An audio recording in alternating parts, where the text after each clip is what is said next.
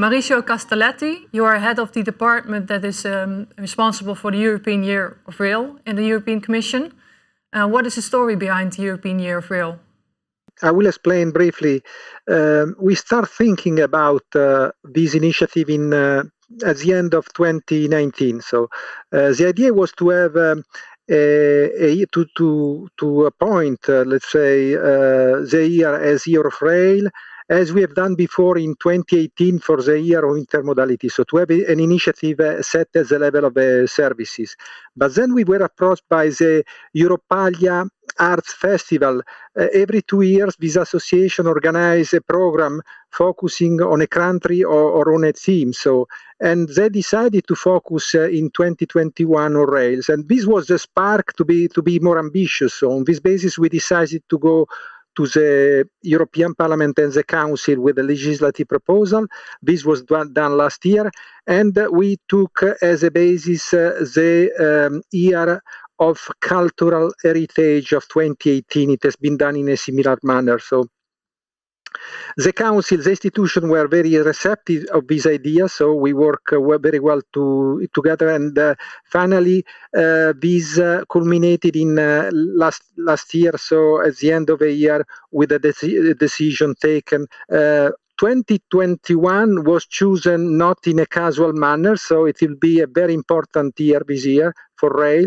It will be the first year for the sustainable and smart mobility strategy. It will also be the first year of the full implementation of the fourth railway package. Also, it will be a year in which the union institution like the European Railway Agency will deploy their efforts as certifying bodies, and also the shift to rail, the research undertaking, will be renovated. In conjunction with this, we have to take into account that this year will be also the year of Europalia Festival. As I said, it will be also the 20th anniversary of the first directive, European directive in rail, which was adopted in 1991. It will be also the centenary of the International Union of Railways, the anniversary of the first ever link between Paris and Brussels, so 175 years ago, 40 years from the TGV, the train of the high-speed train in France, the high-speed train in Germany, 30 years, and also 25 years from the Eurostar and the Channel. So this is why we have chosen 2021 as a European Year of Rail. So it's a big anniversary year, if I understand you well. The European Commission has also launched a mobility strategy which aims to triple high-speed rail traffic within by 2050, and rail freight traffic must have doubled by then. What has to be done to reach these goals? Yes, indeed. These are ambitious goals, and the question, of course, is: are these goals attainable? So we think so. First of all, let me say that these targets have been set on the basis of a modeling exercise. So they are based on concrete evidence. Of course, I would say there is a sort of reputational risk for rail, because that we should mitigate and remove at best, because how many times in the past we have announced the development of rail, a massive shift of customer from other modes to rail. So in reality, if we look at the statistic, rail is still behind. So there is a kind of flat curve in relation to the modal share. Passengers are still around 8%, and the goods around 19%. The competitors are the usual one for rail freight. I would say the trucks, road transport, and for passenger, of course, rail has a potential to compete with aviation. But we still there is still a lack of performance. There is a lack of coherent rail network. We have to work on this. This is why, to meet these targets, we need a radical change of pace, we believe, of attitude, even of culture in rail. And the year of rail is not only to celebrate rail, it's also a year in which we have to to start this action, to accelerate. We have to draw the attention of all stakeholders on what we should do and to accelerate action. So to meet these targets you mentioned, the recipe is the mobility strategies, sustainable smart mobility strategy. So if you read these strategies, there are all the measures we intend to deploy in the next year. So to allow these targets to materialize, and of course this requires a very big effort from all the rail community. And which improvements specifically have to be made to make rail more popular, for example, for passengers and also for to attract more goods to rail traffic? But let's say that already we know how good is rail in terms of environmental performance. So rail is the most energy efficient transport mode, is a less polluting transport mode, is also one of the safest transport modes. So it has already these credentials, which are very good. And now there is a potential for rail, we believe. Rail is linking many regions in Europe. We consider that there is an untapped potential for rail we should build on. We have to consider, for example, the international traffic is still very low, only around 7% for passenger. Half, so 50% for freight, but there is a potential to grow. Let's consider that the network size of the rail in Europe is very wide. So we are of the same size of the United States of America, even before Russia and China. So we have to use this potential. We have to convince customers, so passenger, citizen, and businesses to move to rail. And we have also to consider that the new social attitudes, so young people and also the public opinion is now looking at rail with a positive look. So we have also to consider this.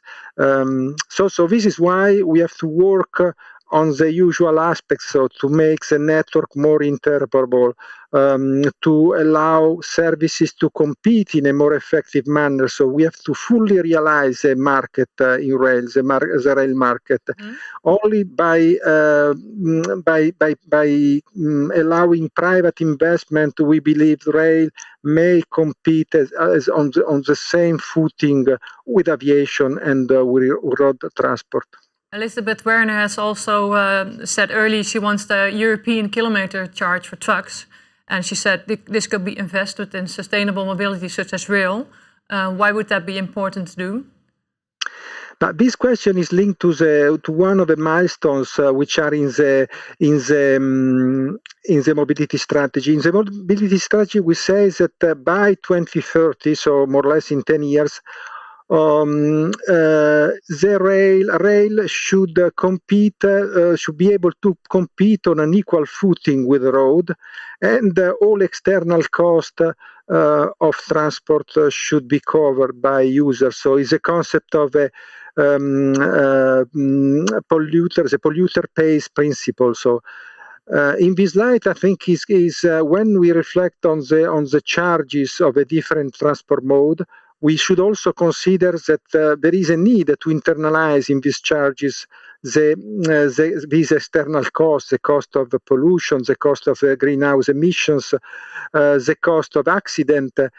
And this is why a charge which is distance-based for road, and also a charge where the revenues from these charges can be used for a more sustainable mode, makes sense. So it's a way to create this level playing field across the modes.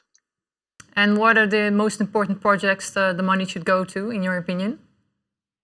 But I think if we are speaking of rail, of course, there are many. We are now completing the network through the Trans-European Transport Network project. So we believe that by 2030, the major links between capitals will be operational. So there are many tunnels which are in construction, still in construction, which should be close. So this will give the possibility to have a very integrated network at European level. So the possibility to travel between capitals will become real. So, but there is also a need also to invest more in digital technologies. For example, the new traffic management system, the safety system for rail, the so-called European Rail Traffic Management System. We are still behind also in deploying this system, and this system is essential because it will increase the capacity of rail. We need, if you want to develop rail, we need more capacity because we have to run more trains. And of course, it's not building new lines. It takes time. So it is time also to make a better use of existing network. And for this, we need these digital tools and also automation. So all this investment may be considered when we use these revenues from other more polluting mode of transport. On the 29th of March, the European Year of Rail will officially be launched. How will this day look like? We are organizing this event with colleagues from the Portuguese representation. You know that Portugal is holding the presidency during this semester. So the intention is to organize an half-a-day event. It will be a virtual event. We will open the event. It will be an institutional event. So it will be an institutional kickoff in the meaning that we intend to invite all the rail community, but also to involve all the European Union institutions. We want to be very inclusive and to have a very wide event. It will be opened by the Transport Minister of Portugal and by our Commissioner for Transport. Then we intend to organize a discussion around 3 panels, so involving various experts. A panel on connectivity, so the need of a solid network to link between different regions. Another panel on smart mobility, on the need to deploy innovative services also in the rail. And finally, a panel on social aspects, so how to attract more profession to rail, how to educate for the use of rail, the passenger rights. Finally, there will be a closing ceremony where the chair of a TRAN Commission of the European Parliament and the Commissioner for Cohesion and Reform, the Portuguese Commissioner, will intervene. So it will be a very inclusive event, and I would like to invite all to attend this event. By the end of a week, we will send out a save the date, and so all the details and the program of this event will be known. That sounds like a very exciting day. I wish you a lot of luck with the preparations. Thank you. Thank you very much. Thank you.